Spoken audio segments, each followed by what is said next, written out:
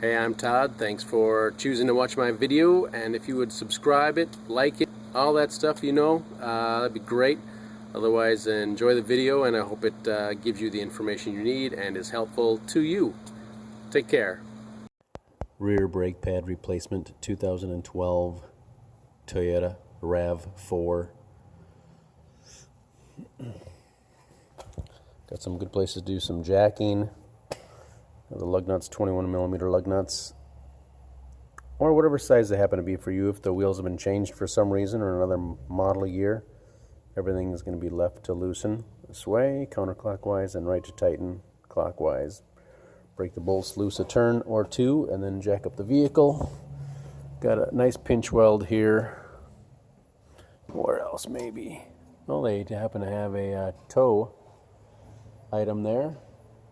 Some nice metal right here, so you just jack it up, use safety stands, protect yourself, and then once the bolts are loose, you can take them off the rest of the way. Take the tire off, and then you see the brake rotor, brake caliper, and brake caliper mounting, and the outer pad and inner pad. Like to get in here between the rotor and the caliper and pull it here. We'll check our slides. Very beautiful right there. I'm going to reach in here with the inner brake pad and push it towards the piston. Get some space between the inner brake pad and the back of the rotor and collapse a little bit more maybe. We'll collapse that piston all the way. Check our slides first. You can do all this before you take anything apart except for the tire, and then you know your caliper is good or bad. We collapse the piston. Collapsed it, check the slides, they're moving. Do this for both sides. Then you should feel pretty good about moving forward and doing the brake job. If not, either run and get some calipers or put it back together and order some up. You can try and free the slides if you want, but at this point it's just maybe better to get some new calipers. So we got 14mm bolts here, 2 of them, and 17mm bolts holding the bracket on the back. I'm going to use a ratchet wrench, 14mm for these. You can certainly use a wrench and a socket.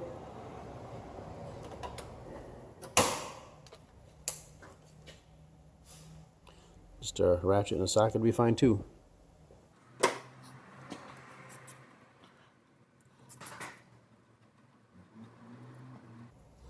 If you get paid flat rate, you use air tools and speedy guns, and if you get paid hourly, then you use hand tools.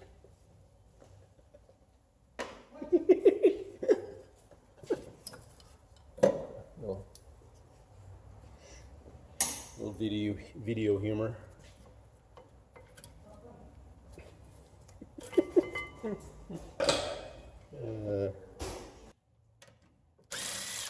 Ooh, hear that power.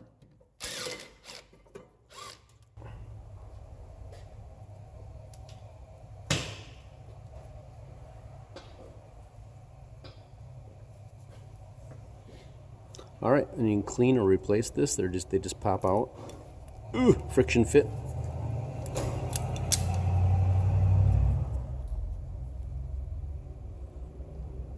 Clean them up real nice with a rag, clean rag. Same with this one. And we'll see about pulling these out and doing some lubricating.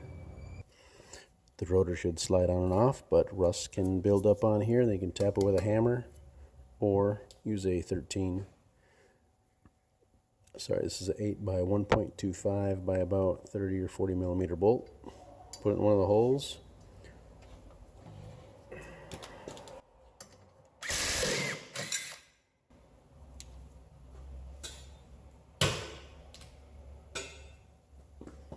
Screw it in and it'll release.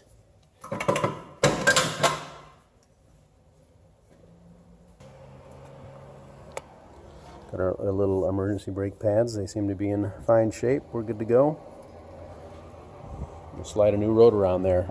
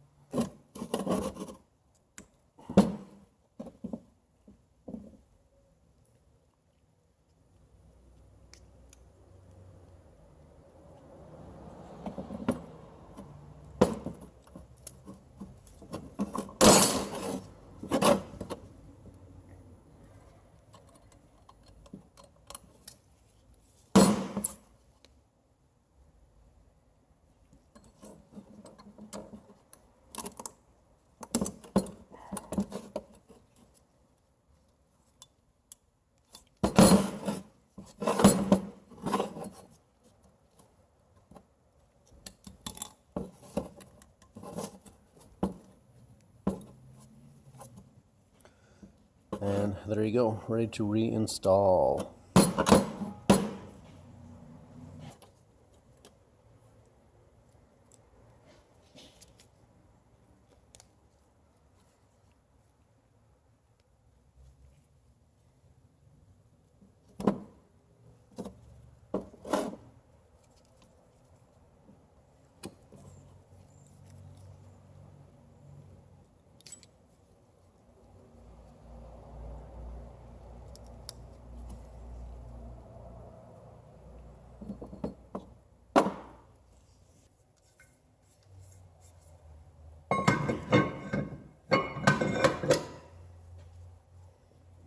Pop that out with a screwdriver and we'll push it in. Give me one like that. Try to put the screw holes in the same place. I saw the mark from where I use a screw, so I put everything back in the same place. So just try to do that.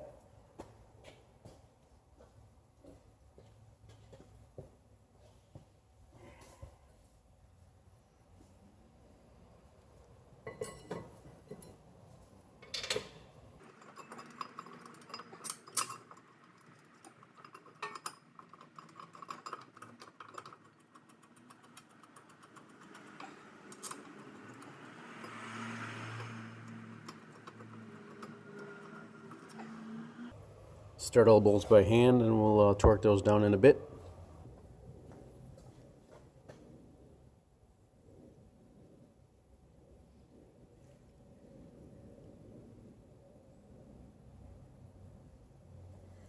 Put a little lubricant on the ends of the brake pads.